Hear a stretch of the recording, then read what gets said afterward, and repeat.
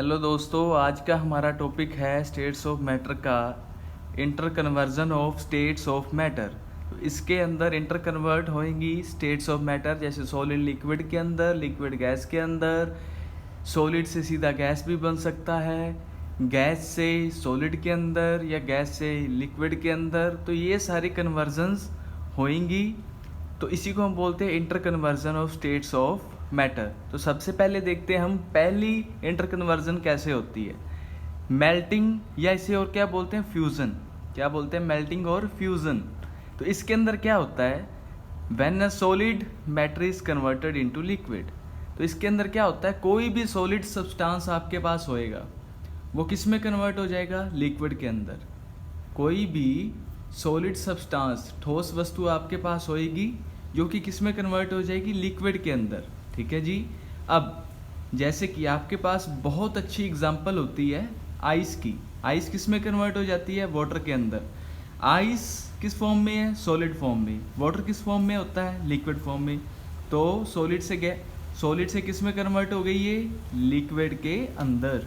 तो देखिए कब चेंज होती है स्टेट ऑफ मैटर, जब हम हीट देते हैं या टेम्परेचर देते हैं, जिसे हम कहते हैं। या और क्या वजह हो सकती हैं जिनकी वजह से स्टेट्स ऑफ मैटर चेंज होती है, या तो प्रेशर अप्लाई करने की वजह से, या प्रेशर कम करने की वजह से, या टेम्परेचर देने की वजह से, या टेम्परेचर कम करने की वजह से। ठीक है जी। तो ये मेल्टिंग जो है ये हम टेम्परेचर देंगे तभी ये सॉलिड से लिक्विड के अंदर कन्वर्ट होएगी। ठीक है जी।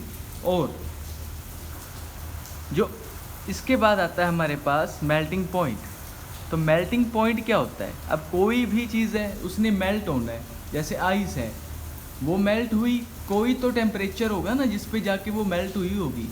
उसी टेम्परेचर को हम क्या बोलेंगे, उसका मेल्टिंग पॉइंट। पॉइंट से याद रखिए टेम्परेचर, मेल्टिंग मतलब जिस पॉइंट पे आके या जिस टेम्परेचर पे आके जो सॉलिड है वो किस में कन्वर्ट हुआ, लिक्विड के अंदर। तो वही क्या कहलाएगा, इसका मेल्टिंग पॉइंट। पॉइंट से ऑलवेज याद रखना टेम्परेचर।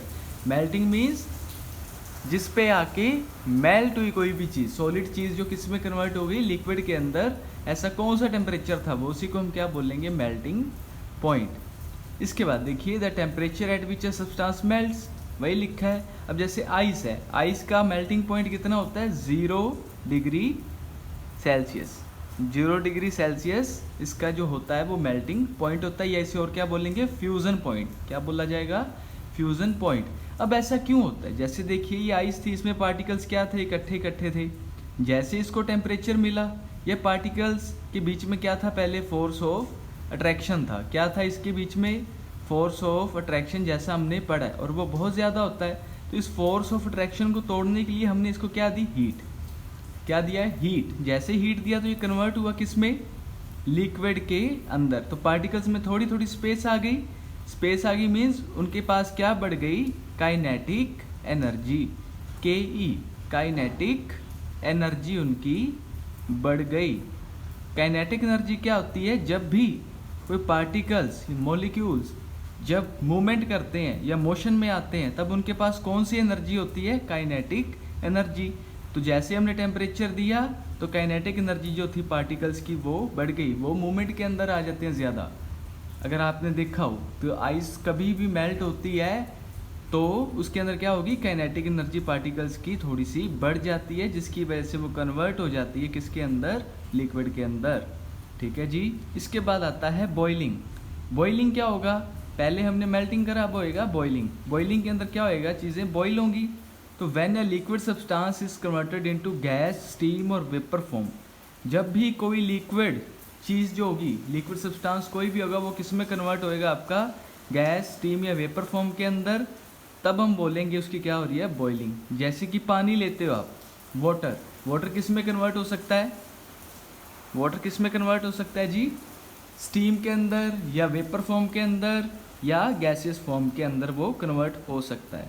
और जिस टेम्परेचर पे वो कन्वर्ट होएगा लिक्विड से गैस के अंदर या वेपर फॉर्म के अंदर, जिस टेम्परेचर पे आके, कौन सा टेम्परेचर है वो, जिस टेम्परेचर पे आके वो बॉईल हो जाएगा, अपनी स्टेट चेंज कर लेगा, उस टेम्परेचर को क्या बोलेंगे, उसका बॉइलिंग पॉइंट। क्या बोला जाएगा, बॉइलिंग पॉइंट।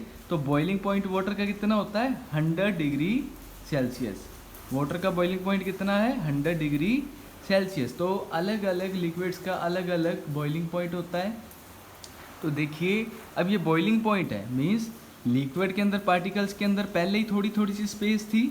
अब जैसे मैंने उनको टेम्परेचर दिया, हीट दी, तो पार्टिकल्स और भी ज़्यादा मूवमेंट में आ जाते हैं। जैसे अगर आपने कभी देखा हो, अगर आप पानी गर्म करते हो तो उसके अंदर पहले तो पार्टिकल्स ठंडे होते हैं, लिक्विड फॉर्म में है, तो वो क्या होते हैं ऐसे सिंपली बड़े होते हैं, ठीक है। काइनेटिक एनर्जी उनके पास क्या होती है, लेस होती है। क्या होती है, काइनेटिक एनर्जी लेस होती है। जैसे ही टेम्परेचर दिया पार्टिकल्स एकदम से भागने लगते हैं वाटर के, अगर आपने नोटिस किया हो कभी, ऐसे मूवमेंट में आ जाते हैं फटाफट से।